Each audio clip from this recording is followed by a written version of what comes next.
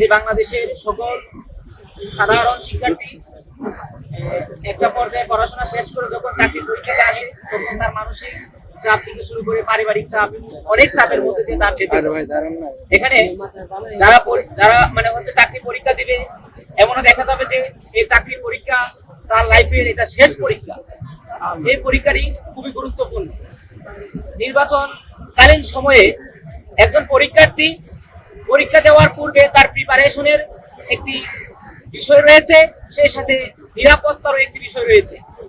তো নির্বাচন এর প্রচারণার সময় যদি চাকরি পরীক্ষা হয় বিসিএস থেকে সকল সরকারি চাকরি, তাহলে ওই সাধারণ শিক্ষার্থীর পক্ষে ভালো আউটপুট নিয়ে আসা, সেই সাথে পরীক্ষাতে ভালো করা তার পক্ষে সম্ভব নয়।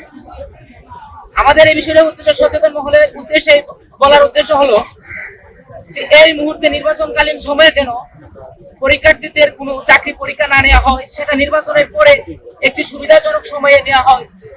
এটাই আমার পক্ষ থেকে সরকারি মহলের পক্ষকে অবগত করার জন্য এটাই বার্তা। আমরা জানি যে 30 জানুয়ারি থেকে শুরু করে প্রায় 6 ফেব্রুয়ারি পর্যন্ত আমাদের বেশ কিছু সরকারি চাকরি পরীক্ষা রয়েছে। তাছাড়া 50তম প্রিলি থেকে শুরু করে আমরা জানি যে আগামীকাল থেকে শুরু হচ্ছে যে নির্বাচনের প্রচারণা। তো নির্বাচনের প্রচারণার সময় আমরা জানি রাস্তাঘাটে কি ধরনের জনবহুল অবস্থা থাকতে পারে। এই জনবহুল অবস্থার কারণে রাস্তাঘাটে যানজট আরো বৃদ্ধি পাবে। অনেক শিক্ষার্থী আছে যারা ঢাকার বাইরে থেকে এসে ঢাকায় পরীক্ষা দিতে হবে।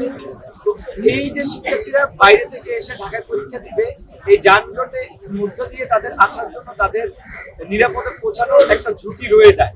তাছাড়া আমরা জানি যে বাংলাদেশের নির্বাচনের সময় সবসময় কিছু ধরনের অপ্রীতিকর ঘটনা ঘটে, যেগুলো আসলে কখনোই কাম্য নয়।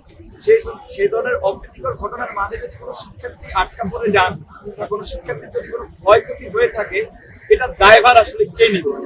তো শিক্ষার্থীরা আসলে তাদের স্বপ্ন বাস্তবায়নের জন্য পরীক্ষা দিতে আসছে, সেই স্বপ্ন বাস্তবায়নের উল্টোটা যদি হয়, অর্থাৎ তারা যদি পরীক্ষা দিতে এসে বাধা বিপত্তির সম্মুখীন হয়, এটা কোনোভাবেই তাদের জন্য এবং তাদের পরিবারের জন্য ভালো কিছু হবে না। তাদের জীবনের জন্য একটা বা তাদের ক্যারিয়ারের জন্য একটা বলা যায়।